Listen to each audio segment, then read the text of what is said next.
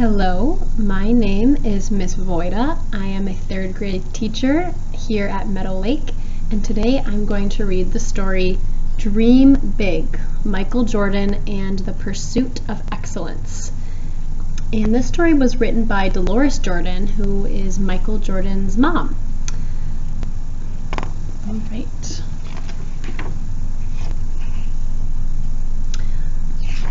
Dream Big, Michael Jordan and the Pursuit of Excellence.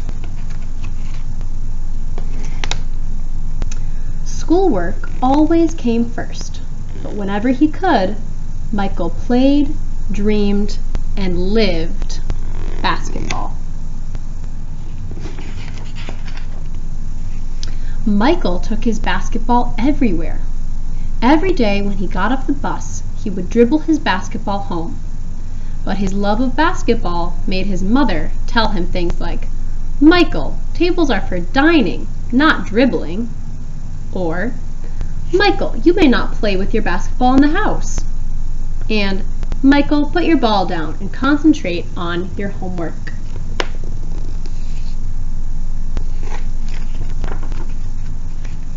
Every day after school, Michael and his friends would play pickup games in Michael's backyard or at the Boys Center downtown. They would see who could get 20 shots first. One afternoon, Michael was way behind, not even up to 10. Michael's best friends, Reggie and David, were near 20 points each. "Michael, you better catch up," David said. "Are you dreaming again?"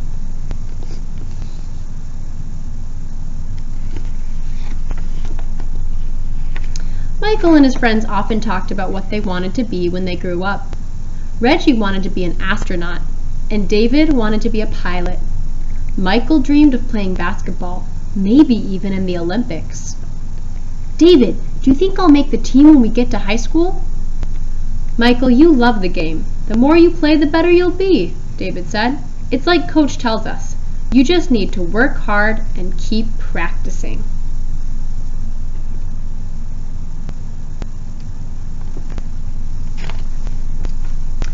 Michael was thinking about what David had said when he and the boys went over to his house to take some practice shots before dinner.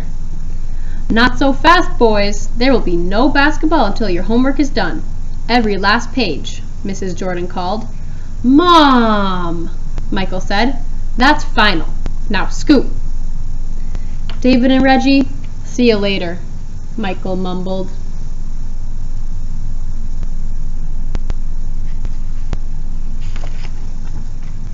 Michael knew his mom meant business. Schoolwork was important to her and came first. Basketball was fine, but only after homework was done, and done well.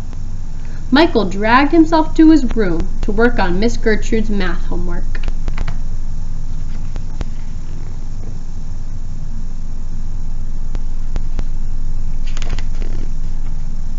At school that week, all the talk was about the Olympics. The U.S. basketball team was playing in Germany, and everyone was following it.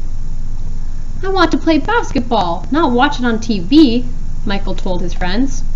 Michael thought it would be so exciting to play for the U.S. Olympic team. He dreamed of it.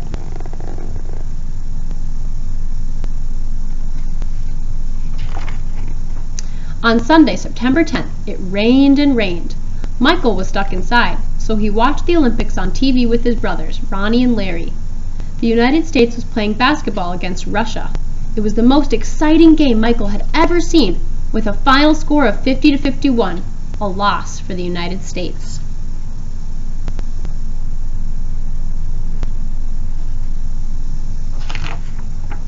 After the game, Michael walked into the kitchen as his mother was preparing dinner and announced, "I'm going to be an Olympic champion." "Oh, really?" his mother replied with a smile on her face, not looking up from peeling the potatoes. "That's a long way off, and you're just 9. You'll need to work hard starting today to make that happen." His mother wondered if Michael had any idea of all the effort it would take to even get to try out for the team. "Dreaming is good, but dreaming is for dreamers. It's one thing to want to play in the Olympics, Michael. It's another thing to do something about it," she told her young dreamer. "Mom, I am a dreamer, but I'm a winner too." "You better get busy then. You'll be old enough to try out before you know it."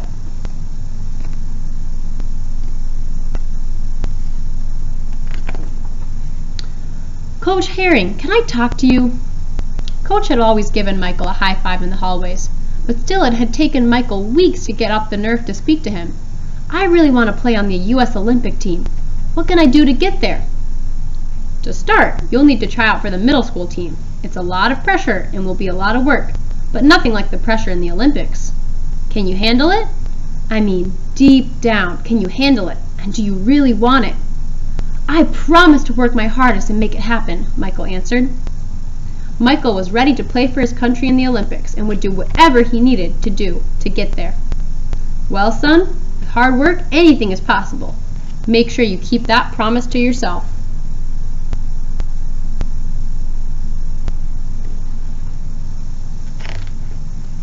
The next day, Michael's big brother Larry was off to Laney High School for a scrimmage. I can't promise you any playing time, but why don't you come and sit on the bench and watch? Maybe you'll pick up some pointers and learn some new plays, his brother said.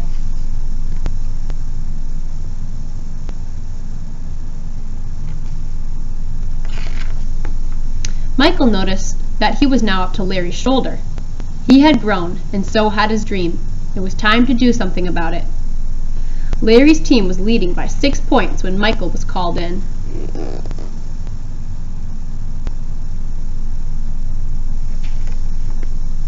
Larry passed the ball to Michael, who passed it right back. Michael began to imagine himself on the Olympic team. He could see it and feel it. The ball was passed to Michael. Michael had a mean, long shot, and he shot right over the head of the tallest boy on the other team. He sunk it!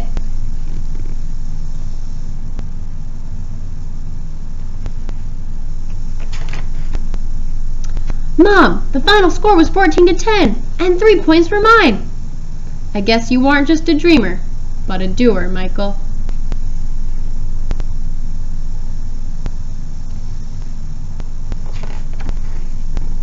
And that's the end. Last we have a note from Dolores Jordan, Michael Jordan's mom. She says, and Michael never gave up after that game, not for a day. Even when he was cut in the tryouts for high school basketball, he just practiced harder and harder. Michael's big dream grew just like he did. In the 1984 Olympic game in Los Angeles, Michael Jordan became an Olympian for the U.S. basketball team and won his first gold medal. Somehow he knew when he was only 9 that this is what would be. It all started during the pickup games on the blacktop with his friends. Michael never gave up. A giant step? No. A series of small steps, day after day after day? Yes. Michael's big dream came true. So dream big and work hard, and your dream might come true too.